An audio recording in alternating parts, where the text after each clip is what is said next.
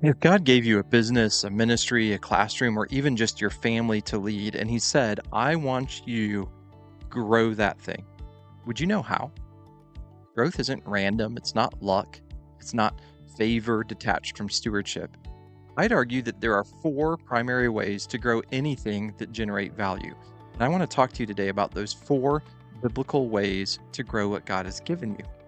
True for your business. In fact, these four principles you'll often see in business books. It's true for your church. It's true for your family's influence. It's true for trying to grow a YouTube channel, right? But before we dive into the four, I want to challenge you with this. You can pray all day for God to bless your work, but if you ignore the principles He already set in motion, you're not praying for blessing, you're praying for an exemption. You want to be the exception. And God doesn't bless shortcuts, He blesses stewardship. Psalm 115 verse 14 says, "May the Lord give you increase, you and your children." From Genesis to Revelation, God is a God of increase, not of greed, but of growth.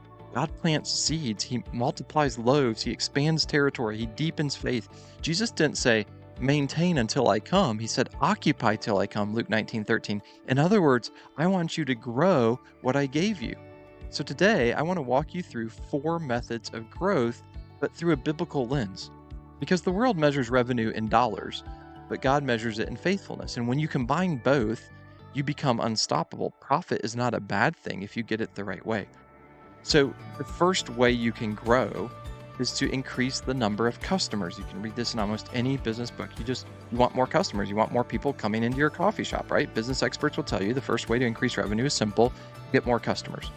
Now, in your world, that might mean more people in the pews, more students in your classroom, more clients in your business, or more families impacted by your mission, or more children to raise for God's glory. But here's what most people miss. You don't attract people by chasing numbers. You attract people by meeting needs. Proverbs 11:25 says, "He who refreshes others will himself be refreshed." The key to growth isn't just marketing, it's ministry. When you solve real problems with compassion, people come. Think of Jesus. Crowds followed Him everywhere. Why? Because He healed, He fed, He taught with authority. He met needs before making asks of others. So if you're a pastor, stop asking, how do I get more people inside this building? And start asking, how can I serve more people outside of this building? If you're an entrepreneur, stop obsessing over reach and start focusing on relationship. If you're a parent, don't just want obedient kids. Want engaged kids. You want to have your kids' heart. Kids that you know that you see them, that you love them, that you want their hearts, not just their behavior. The best way to increase the number of people that you influence is to make sure the people you already have feel valued. Jesus didn't start with the crowds. He started with 12, and He poured Himself into them until the world couldn't ignore it anymore. So that's the first method. Get more customers. The second method for growing a business that I also want to apply to life and ministry is to increase the average transaction size. In simple terms, we could say help people go deeper. If you have a coffee shop, you want them to get 2 cups of coffee, right? Or a more expensive cup of coffee. In business, it looks like upselling. If someone buys an entree, you offer them the dessert. If someone buys a book from you, you offer them a full course. You're not manipulating if you do it the right way. You're serving more completely. Now, spiritually, this principle can be profound. In Luke 5, Jesus tells Peter to let down his nets again, and Peter says, "Master, we've worked all night and we've caught nothing." But he says, "Well, but because you say so, I will." And suddenly what happens? They have so many fish, the nets are breaking. That's spiritual upselling. Jesus invited Peter to go deeper, and the result was overflow. If you're a leader, don't just aim for time engagement, teach people to go deeper. For pastors, that means don't just settle for Sunday attendance, build discipleship pathways. Help people grow from a consumer to a contributor. For teachers, don't just teach for grades, teach for wisdom. For entrepreneurs, don't just make a sale, create transformation. And for parents, don't just correct your children, try to connect with them. Every relationship has a next step, and your job is to invite people to take that next step.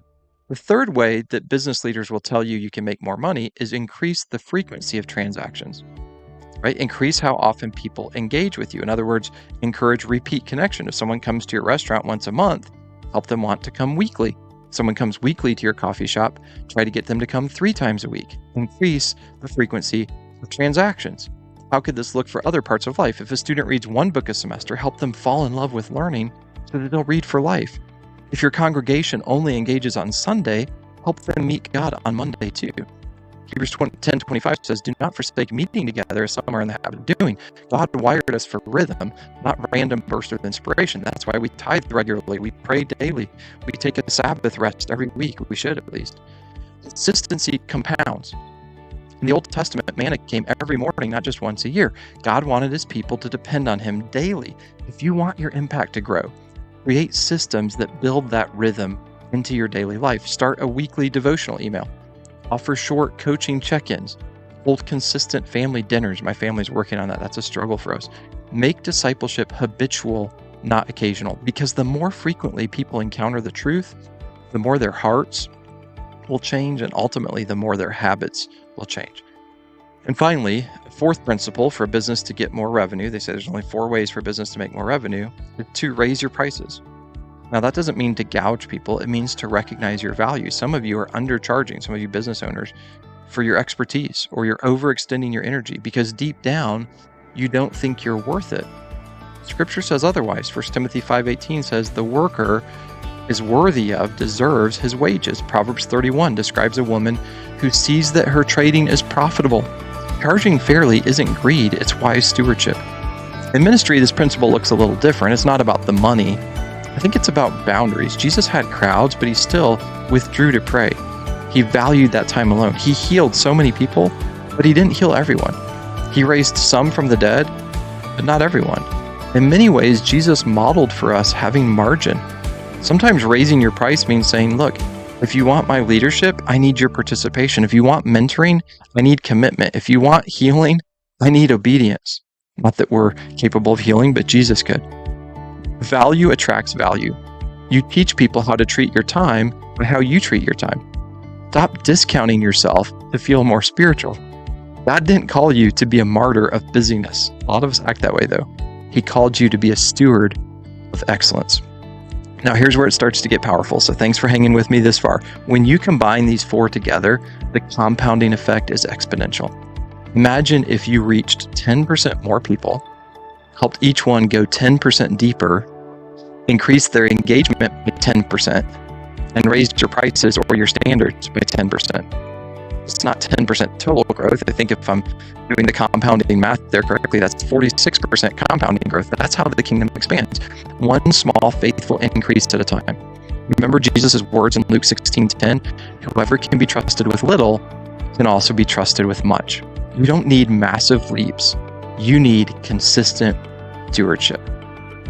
And again, we need to pray because ultimately life depends on God, but we should work too, because when you do your part, God multiplies the rest. Think of the boy with 5 loaves and 2 fish. He didn't perform the miracle, but he did provide the raw material. He gave his food over to Jesus. Jesus blessed it, broke it, and multiplied it. That's divine economics. He doesn't multiply nothing. He multiplies what you bring to him. So let's apply this to some leadership lessons for every sphere of my normal listeners. If you're a pastor, think in these 4 categories. As a pastor, how can you, number 1, reach more people with the gospel? That would be like increasing customers. Number 2, how can you help them grow in maturity, increase transaction size? Number 3, how can you keep them engaged beyond Sunday, increasing frequency? And number 4, how can you set boundaries and raise expectations? That would be equivalent to the business sense of raising your price. If you're an entrepreneur, look at your business the same way. Stop trying to be cheaper, start being better. Stop chasing new customers, deepen your relationship with existing ones. If you're a teacher, apply this to your students. See, that can apply in so many different areas of life. And I'm just trying to get you thinking about these 4 business principles and applying them more broadly. Increase reach as a teacher, deepen learning, build consistency, elevate standards. What about you parents? Many of you watching this are parents. Think about your influence at home. Reach your kids where they are. Go deeper in your relationship. Go be more consistent in discipline and in affection.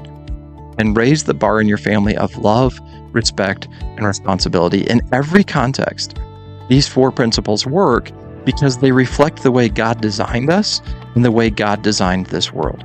So as I close here, let's multiply what you've already been given. Here's my challenge for you. Take one area of your life, just one, and ask, how can I increase it through these 4 biblical principles? Grow the number of people you serve.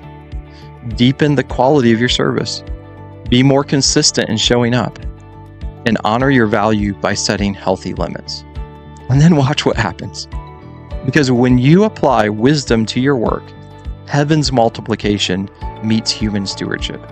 As 1 Corinthians 3:6 says, Paul could write, I planted, Apollos watered, but God gave the increase. That's your model, right? You plant, maybe someone else waters, but God always brings the growth. If this message stirred something in you, hit like, share it with another leader. Tell me in the comments. Feel free to subscribe to this channel if you haven't already. Which of the 4 areas do you need to work on this week? You can leave that in the comments, because remember, growth isn't magic. In many ways, it's math. And when you align your math with God's mission, you'll find yourself walking in incredible increase. I hope you're able to grow in those 4 ways, even starting this week. Thanks so much for watching. I hope that you have a wonderful, wonderful day rejoicing in Jesus.